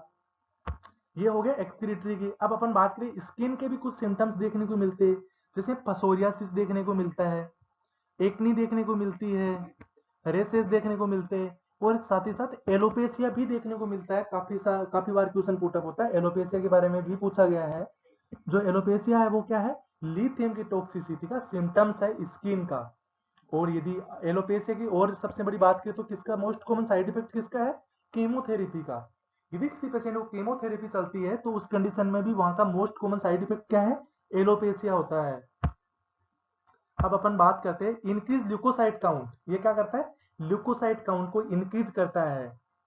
तो इसीलिए कीमोथेरेपेटिक ड्रग इंड्यूस जो ल्यूकोसाइटोपिनिया होता है उसकी ड्रग ऑफ चॉइस क्या है, लिथियम है। फिर बात करते हैं टेट्रोजेनिक है। वो टेट्रोजेनिक है तो वहां पे क्या कोज करेगा, ये इसके सिम्टम्स क्या देखने को मिलेंगे, अपस्टेन अनोमली और सीएचडी हो जाएगा उसके कारण से। अपस्टेन अनोमली क्या होती है, ट्राइकैप्सिड एट्रेसिया। अपस्टेन अनोमली क्या होगी, ट्राइकस्पिड एट्रेसिया। और ट्राइकैप्सिड एट्रेसिया हो जाएगा तो क्या होगा, सीएचडी। यानी सीएचडी क्या है, कंजेस्टिव हार्ट फेलियर। तो उसके कारण से कंजेस्टिव हार्ट फेलियर दिखाई देगा। नियोनेटल गोइटर दिखाई देगा। गोइटर क्या होता है, यानी हाइपोथायरॉयडिज्म के कारण से क्या होगा, वहां पे गोइटर हो जाएगा जिसको अपन हिंदी में गलगंड रोग बोलते हैं। तो ये नियोनेटल के अंदर जो टेट्रोजेनिसिटी में यदि कोई प्रेग्नेंट मदर है वो यदि लिथियम खाती है तो उसके कारण से उसका जो बच्चा होगा उस बच्चे को गोइटर होगा, यानी वहां पे हाइपोथायरॉयडिज्म कोज हो जाएगा उस बच्चे में, जिसके कारण से गलगंड उसको दिखाई देगा। इसके साथ ही साथ फ्लोपी बेबी सिंड्रोम भी दिखाई देगा वहां पे। यदि कोई मदर है वो यदि लिथियम खा लेती है तो फ्लोपी बेबी सिंड्रोम भी वहां पे होगा। और इसके साथ हाइपोकेलेमिया, जो लिथियम की टॉक्सिसिटी होगी तो उसके कारण से बॉडी के अंदर हाइपोकेलेमिया कोज होता है। और कुछ ईसीजी चेंजेस भी आते हैं। ईसीजी चेंजेस क्या आएंगे, टी वेव डिप्रेशन देखने को मिलेगा। जो हाइपोकेलेमिया के अंदर देखने को मिलता है वो सिम्टम्स ईसीजी के अंदर दिखाई देंगे। यानी ईसीजी चेंजेस की अपन बात करें, ऐसे भी क्वेश्चन आया हुआ है कि लिथियम टॉक्सिसिटी के कारण से अपनी बॉडी के अंदर कौन कौन से ईसीजी चेंजेस देखने को मिलते हैं, तो वहां पे टी वेव डिप्रेशन देखने को मिलेगा। Lithium has no effect on liver. अब जो सिस्टम है, जो सिम्टम है, इनके अंदर अपन ने देखा था कहीं पे भी लीवर का नाम नहीं है। हालांकि ऑलमोस्ट जितनी भी मार्केट के अंदर ड्रग्स होती है उनमें 70% से अबोव ड्रग्स होती है वो लीवर को अफेक्ट करती है। बट लिथियम एक ऐसी ड्रग्स है जो लीवर को कोई अफेक्ट नहीं करती है। यह भी एक तरह का क्वेश्चन बन रहा है कि ऐसी कौन सी ड्रग्स है जो लीवर को किसी भी तरीके से कोई अफेक्ट नहीं करती है, तो वो है क्या है, लिथियम। अदरवाइज मार्केट के अंदर 70% से अबोव की जो ड्रग्स होती है वो जो होती है वो लीवर को अफेक्ट करती है। अब अपन नेक्स्ट स्लाइड में चलते हैं। Management of lithium toxicity. अब जो लिथियम की टॉक्सिसिटी हो गई है तो उसका मैनेजमेंट कैसे करेंगे, नो स्पेसिफिक एंटीडोट अवेलेबल। देखो सबसे इंपॉर्टेंट ये है कि लिथियम की टॉक्सिसिटी हो जाए तो इसका कोई एंटीडोट अवेलेबल नहीं है, वो भी स्पेसिफिक। हालांकि इसका ट्रीटमेंट जरूर है बट जो ट्रीटमेंट का जो वे है वो काफी डिफरेंट है अदर ड्रग की टॉक्सिसिटी की कंपैरिजन में। तो इसका कोई स्पेसिफिक एंटीडोट अवेलेबल नहीं होता है। गिव सिम्प्टोमेटिक ट्रीटमेंट, यदि अपन ट्रीटमेंट की अपन बात करें तो क्या ट्रीटमेंट देंगे उसको, सिम्प्टोमेटिक ट्रीटमेंट अपन उसको देंगे।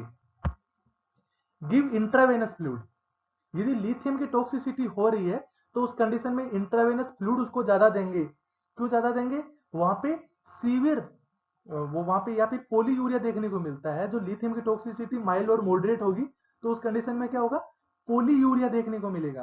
क्यों, क्योंकि डायबिटीज इंसिपाइडस के कारण से यूरिन का रीअब्जॉर्प्शन नहीं हो रहा है, उस कारण से अपनी बॉडी के अंदर फ्लूइड रिटेंशन कम होगा और बॉडी के अंदर वो उसके अंदर फ्लूइड की कमी हो जाएगी।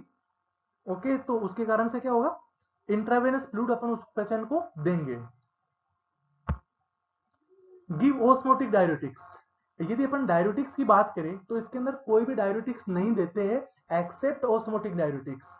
क्यों, यदि कोई ड्रग्स अपन कोई भी प्रकार की डायरेटिक्स देंगे तो वहां पे क्या करेगी, वो हाइपोनेट्रीमिया कोज करती है। और जो लिथियम है वो एक तरीके से सोडियम की तरह ही अपनी बॉडी के अंदर काम करती है, और जो अपनी बॉडी भी है वो लिथियम को सोडियम की तरह ही बिहेव करती है। तो उस कंडीशन में यदि अपन कोई भी प्रकार की डायरेटिक्स को देंगे तो उस कंडीशन में डायरेटिक्स क्या करती है, जो वाटर को बाहर निकालती है। यानी डायरेटिक्स क्या करती है, यदि डायरेटिक्स की बात करें, यानी डायरेटिक्स क्या करती है, वाटर को तो बाहर निकालती है, वाटर को क्या करेगी, डिक्रीज करेगी बॉडी में। और जो सोडियम होगा, जो सोडियम होगा इसका क्या करवाएगी, रीअब्जॉर्प्शन करवाएगी। कहां से, अपनी किडनी से। किडनी से भी कहां से, पीसीटी से, पीसीटी वाले पार्ट से, किडनी से सोडियम का रीअब्जॉर्प्शन करवाते हैं कोई भी प्रकार की डायबिटिक्स, जिसके कारण से सोडियम का लेवल बना रहे। तो यदि वहां पे सोडियम का रीअब्जॉर्प्शन करवाएगी तो वहां पे यदि डायरेटिक्स ड्रिंक देंगे तो सोडियम है उसको, अपन बॉडी है वो सोडियम की तरह ही लिथियम को बिहेव करती है। तो जो पीसीटी है वहां से लिथियम का भी रीअब्जॉर्प्शन होगा, तो टॉक्सिसिटी वैसे की वैसे ही रहेगी, यानी अपन उसको ट्रीट नहीं कर पाएंगे, तो उसके लिए वो गलत हो सकता है। इसीलिए अपन ओस्मोटिक डायरेटिक्स देंगे वहां पे, तो ओस्मोटिक डायरेटिक्स कभी भी हाइपोनेट्रीमिया कोज नहीं करवाती है। अब अपन बात करते हैं charcoal not effective in lithium poisoning. Upon lithium poisoning की बात करें तो वहां पे चारकोल क्या, एक तरह से चारकोल एक तरह से यूनिवर्सल एंटीडोट है। यदि किसी भी प्रकार की ड्रग्स की टॉक्सिसिटी हो जाती है मैक्सिममली, कुछ एक्सेप्ट कुछ ड्रग्स को छोड़ के, तो उस कंडीशन में अपन वहां पे चारकोल दे देते हैं। और चारकोल क्या है, यूनिवर्सल एंटीडोट है, यानी मैक्सिममली ड्रग्स की टॉक्सिसिटी को ट्रीट करता है चारकोल। बट लिथियम की पॉइजनिंग के अंदर चारकोल है वो नॉट इफेक्टिव है। सबसे इंपॉर्टेंट क्या है, charcoal not effective in which drug, तो वहां पे आंसर क्या आएगा, lithium. Gastric lavage can be done in 1 hour, यानी यदि किसी भी ड्रग्स की टॉक्सिसिटी हो जाती है या कोई भी पॉइजनिंग हो जाती है तो उस पॉइजनिंग के अंदर क्या करते हैं अपन, वहां पे गेस्ट्रिक लावेज करते हैं। बट गेस्ट्रिक लावेज यदि लिथियम की टॉक्सिसिटी, अपन लिथियम किसी पेशेंट को दिया और उसके विद इन 1 आवर लिथियम की टॉक्सिसिटी हो रही है, तो उस कंडीशन में तो अपन उसको गेस्ट्रिक लावेज कर सकते हैं। अदरवाइज 1 घंटे के बाद, यानी 1 आवर के बाद गेस्ट्रिक लावेज करेंगे तो वो नॉट इफेक्टिव रहेगा। ट्रीटमेंट फॉर लिथोटॉक्सिसिटी, यदि लिथोटॉक्सिसिटी के ट्रीटमेंट की अपन बात करें तो लिथोटॉक्सिसिटी के ट्रीटमेंट की बात करें तो क्या होगा, हीमोडायलिसिस करेंगे वहां पे। यानी ट्रीटमेंट फॉर लिथोटॉक्सिसिटी क्या होगा, हीमोडायलिसिस होगा। इंडिकेशन फॉर हीमोडायलिसिस, यदि हीमोडायलिसिस के इंडिकेशंस की बात करें तो यानी कुछ इंडिकेशंस ऐसे होंगे, यानी कितनी लिथियम की टॉक्सिसिटी, यानी एक तरह से थेरापेटिक रेंज होगी वो कितनी हो जाएगी कि उसके बाद अपन डायरेक्टली हीमोडायलिसिस करेंगे। तो यदि एक्यूट लिथियम की टॉक्सिसिटी की बात करें तो जो थेरापेटिक रेंज है वो अबव 4 MEq पर लीटर हो जाती है, तो उस कंडीशन में अपन उसको हीमोडायलिसिस कर देंगे तुरंत के तुरंत। या फिर क्रोनिक की बात करें तो जो थेरापेटिक रेंज है वो क्रोनिक टॉक्सिसिटी के अंदर 2.5 MEq पर लीटर से अबव है, तो उस कंडीशन में अपन उसको तुरंत हीमोडायलिसिस करेंगे। यानी इसका almost complete treatment of choice पूछा जाए लिथियम टॉक्सिसिटी का तो वो क्या है, हीमोडायलिसिस। मोस्ट इंपोर्टेंट है, काफी बार एग्जाम में पूछा गया है, हीमोडायलिसिस है वो काफी। अब अपन नेक्स्ट स्लाइड के अंदर बात करते हैं डायरेक्ट इंडिकेशन ऑफ हीमोडायलिसिस।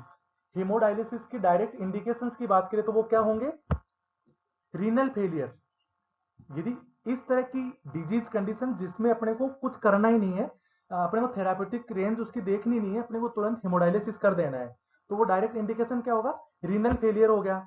यदि दूसरा बात करें तो CHF यानी कंजेस्टिव हार्ट फेलियर के अंदर भी अपन हीमोडायलिसिस कर देंगे। रीनल फेलियर में क्यों कर देंगे, क्योंकि रीनल फेलियर में अपन किसी भी तरीके से ड्रग्स को एक्सक्रीट तो कर ही नहीं सकते, इस कारण से तुरंत अपने को हीमोडायलिसिस करनी है, उसका थेरापेटिक इंडेक्स भी देखने की जरूरत नहीं है, यानी उसकी थेरापेटिक मॉनिटरिंग भी करने की जरूरत नहीं है, तुरंत हेमोडायलिसिस करनी है। यानी डायरेक्ट इंडिकेशन का मतलब होता है कोई भी प्रकार के एक्शन की जरूरत नहीं है, वहां पे तुरंत हेमोडायलिसिस करना है। तो रीनल फेलियर हो गया, कंजेस्टिव हार्ट फेलियर के अंदर भी ब्लड पंप नहीं हो पा रहा है प्रॉपरली, तो जिसके कारण से ड्रग रिटेन रहेगी, तो हेमोडायलिसिस करना है। और तीसरी कंडीशन क्या है, GTCS, सीवियर न्यूरोलॉजिकल प्रॉब्लम है, तो अपने को इतना टाइम नहीं है कि उसको अपन ट्रीट कर सके, तुरंत अपने को हेमोडायलिसिस करनी होती है, अदरवाइज उसके कारण से GTCS के कारण से पेशेंट की डेथ तक हो जाती है। जो तीन इंडिकेशंस बहुत ही इंपॉर्टेंट है हेमोडायलिसिस के लिए, renal failure, congestive heart failure और तीसरा है सीवियर न्यूरोलॉजिकल प्रॉब्लम। अब अपन बात करते हैं ड्रग विथ लिथियम कॉन्ट्राइंडिकेटेड। ऐसी कौन सी ड्रग्स है वो लिथियम के साथ कॉन्ट्राइंडिकेटेड होती है, उस ड्रग्स को अपन दे ही नहीं सकते।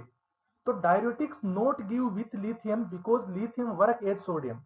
जो डायरेटिक्स, इससे प्रीवियस स्लाइड में मैं आपको बता चुका हूं कि डायरेटिक्स है वो कभी भी लिथियम के साथ नहीं देते हैं, कॉन्ट्राइंडिकेटेड होती है। क्यों, क्योंकि लिथियम है वो सोडियम की तरह ही अपनी बॉडी के अंदर काम करती है। अब अपन बात करते हैं and kidney treat lithium as sodium, और जो अपनी किडनी है, अपनी बॉडी है, वो लिथियम को सोडियम की तरह ही ट्रीट करती है, वैसे ही उसके साथ बिहेव करती है। If you give lithium with diuretics, यदि आप लिथियम है वो डायरेटिक्स, लिथियम के साथ डायरेटिक्स दे दोगे, तो वो क्या होगा, लॉस ऑफ सोडियम, तो सोडियम का लॉस होगा, और सोडियम का लॉस होगा तो क्या होगा, पीसीटी एक्टिवेट हो जाएगी वहां पे, सोडियम का लॉस होगा तो पीसीटी एक्टिवेट हो जाएगी। और जो पीसीटी है वहां पे सोडियम का और लिथियम का रीअब्जॉर्प्शन होता है, तो वहां से क्या होगा, रीअब्जॉर्प्शन ऑफ सोडियम, यदि सोडियम का लॉस हो रहा है तो पीसीटी एक्टिवेट होगा सोडियम के रीअब्जॉर्प्शन को, और सोडियम का रीअब्जॉर्प्शन करवाएगी, with sodium reabsorption of lithium occur. यदि सोडियम का रीअब्जॉर्प्शन होगा तो वहां पे लिथियम का भी एब्जॉर्प्शन होगा। क्यों, क्योंकि अपनी बॉडी, अपनी किडनी लिथियम को सोडियम ही मान के चलती है। अब अपन बात करते हैं, यदि मोस्ट इंपोर्टेंट एक चीज और है कि जो लिथियम है वो मोस्टली 80% लिथियम का रीअब्जॉर्प्शन कहां से होता है, पीसीटी से होता है, और सोडियम का भी कहां से होता है, पीसीटी से होता है। ये भी एक इंपॉर्टेंट ध्यान रखने वाली बात है। Lithium also come in blood, यदि 80% लिथियम का रीअब्जॉर्प्शन पीसीटी से होगा, तो जिसके कारण से लिथियम ब्लड के अंदर आ जाएगा। तो सो डायरेटिक्स कॉन्ट्राइंडिकेटेड विथ लिथियम। हालांकि कंसेप्ट आपको समझ में आ गया होगा। देखो लिथियम को पढ़ने के लिए या किसी भी फार्मा की ड्रग्स को पढ़ने के लिए इसके कंसेप्ट माइंड के अंदर काफी क्लियर होने बहुत ही जरूरी होते हैं। नेक्स्ट अपना जो टॉपिक है वो क्या है, नर्सिंग इंटरवेंशन विथ लिथियम। यदि लिथियम के साथ नर्सिंग इंटरवेंशन की बात करें तो वो क्या होंगे, क्लाइंट शुड ड्रिंक 6 से 8 गिलास ऑफ वाटर पर डे। यदि किसी पेशेंट लिथियम ले रहा है तो उसकी बॉडी के अंदर इंक्रीज यूरिन के कारण से लिथियम क्या करता है, इंक्रीज यूरिन करवाएगा, तो जिसके कारण से बॉडी के अंदर क्या होगा, पानी की कमी हो जाएगी, वाटर की कमी हो जाएगी। तो उस कंडीशन में अपने को क्या करना है, उसको 6 से 8 गिलास वाटर पर डे पीना ही पीना है। हाई साल्ट डाइट लेंगे, हाई साल्ट डाइट क्यों लेंगे, वहां पे सोडियम की कमी होगी, यूरिन ज्यादा आएगा तो सोडियम लॉस होगा बॉडी के अंदर, तो उस कंडीशन में सोडियम को भी प्रॉपर बॉडी के अंदर बनाए रखना है, तो उसकी कंडीशन में अपन हाई साल्ट डाइट लेंगे। और तीसरा क्या करेंगे, अवॉइड स्वीटिंग, स्वीटिंग को भी अपन अवॉइड करवाएंगे। क्यों, क्योंकि स्वीटिंग होगी तो सोडियम का लॉस होगा। यदि कभी किसी पेशेंट को लिथियम चल रही होती है तो वहां सबसे इंपोर्टेंट नर्सिंग इंटरवेंशन ये होता है कि आपको सोडियम का लेवल वहां पे बनाए रखना है, सोडियम इलेक्ट्रोलाइट का अपने को खासकर ध्यान रखना होता है। तो वहां पे अवॉइड स्वीटिंग करवाएंगे, अवॉइड डायरेटिक्स, डायरेटिक्स तो वहां पे वैसे ही कॉन्ट्राइंडिकेटेड होती है। क्यों, क्योंकि ऑलरेडी पेशेंट को लिथियम के साथ इंक्रीज यूरिन देखने को मिलता है, तो डायरेटिक्स तो वहां पे बिल्कुल भी अपन देंगे ही नहीं। इसके साथ ही साथ give lithium with food to prevent gastric irritation. जब लिथियम अपन कभी भी पेशेंट को देंगे तो वो फूड के साथ ही देंगे, जिसके कारण से गैस्ट्रिक इरिटेशन वहां पे नहीं होगी, यानी गैस्ट्रिक इरिटेशन से प्रिवेंट कर पाएंगे उसको। तो लिथियम को फूड के साथ ही अपन देंगे। Take missed dose within 2 hour, यदि किसी पेशेंट को अपन लिथियम दे रहे हैं और उसको अपन ने 2 आवर मिस कर दी डोज को, यानी अपन ने आज लिथियम नहीं दी जिस टाइम देनी थी, मान लो 10 बजे किसी पेशेंट को अपन लिथियम देते हैं और हो सकता है आज अपन ने 10 बजे नहीं दी, तो उसको 11 बज गए हो तो दे सकते हैं, यानी 2 घंटे तक दे सकते हैं, 12 बजे तक दे सकते हैं, पर 12 बजे के बाद नहीं दे सकते, यानी 2 आवर डिले के बाद नहीं दे सकते।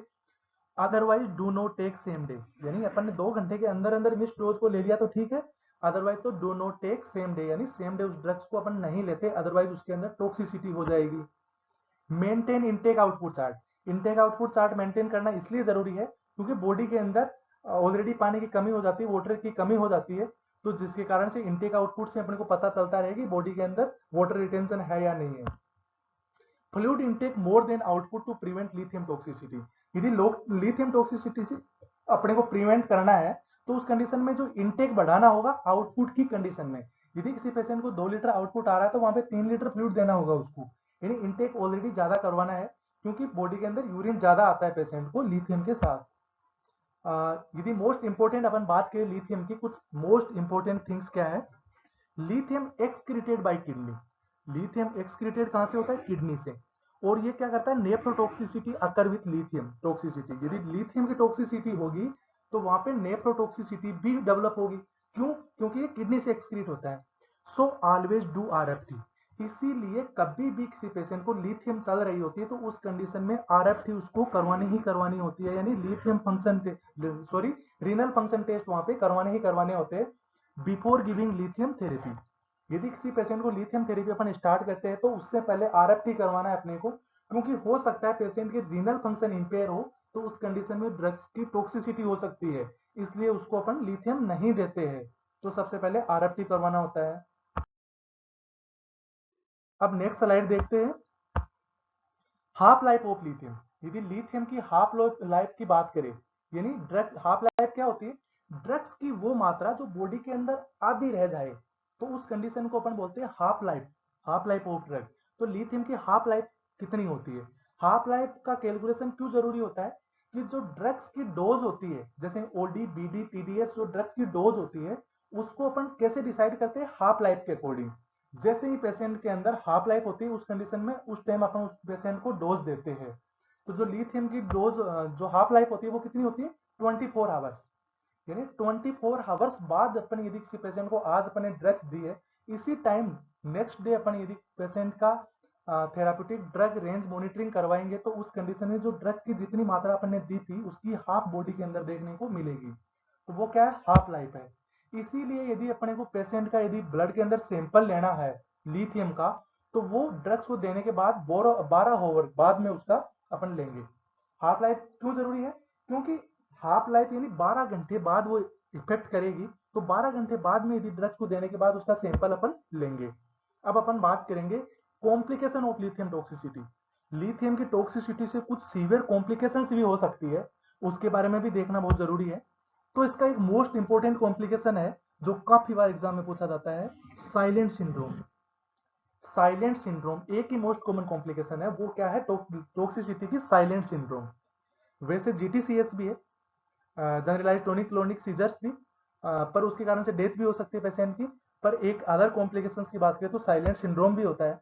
इसकी फुल फॉर्म क्या होती है साइलेंट की, syndrome of irreversible lithium effectuated neurotoxicity, यानी S means syndrome, I means irreversible, L means lithium, और ई मीन्स इफेक्चुएटेड, और एन मीन्स नेफ्रो, और टी मीन्स टॉक्सिसिटी। तो syndrome of irreversible lithium effectuated nephrotoxicity silent syndrome की full form होती है।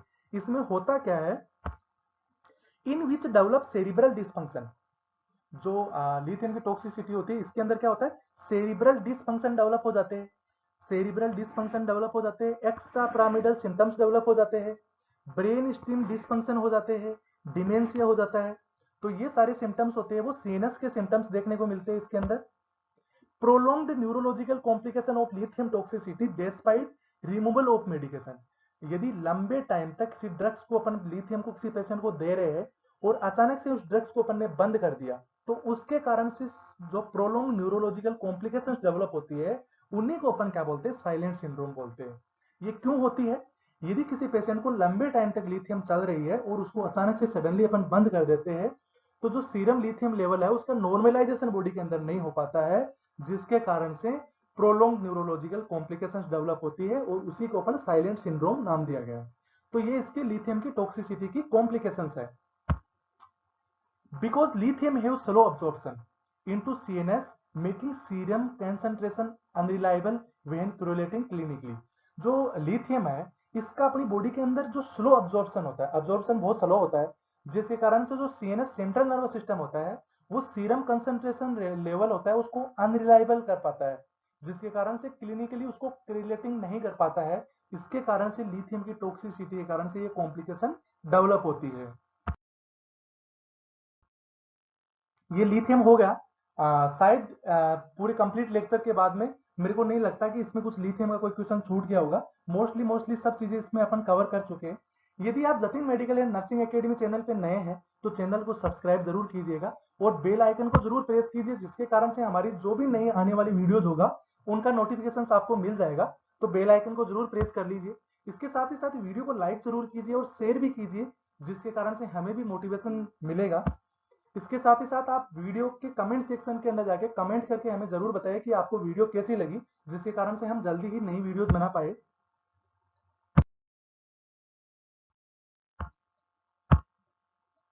यदि आप इंस्टाग्राम चलाते हैं तो आप हमें इंस्टाग्राम पेज पे फॉलो कर सकते हैं Jatin medical and nursing academy के नाम से, और आप हमें फेसबुक पेज पे भी फॉलो कर सकते हैं। Jatin medical and nursing academy के नाम से हमारा फेसबुक पेज है।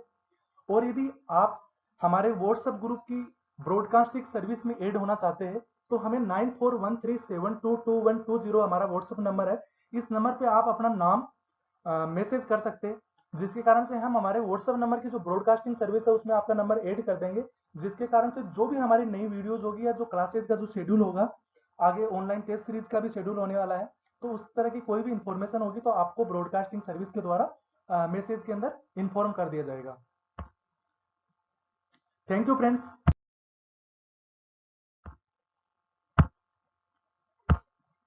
Bye for now and see you later. Bye bye.